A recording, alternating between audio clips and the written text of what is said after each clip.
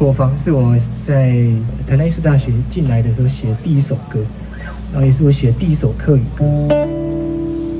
我记得我第一次在义农市集表演，就是表演火房。火房就是有点像客家传统的三合院，小时候也在那边，就常常去那边玩，让我回忆小时候的感觉。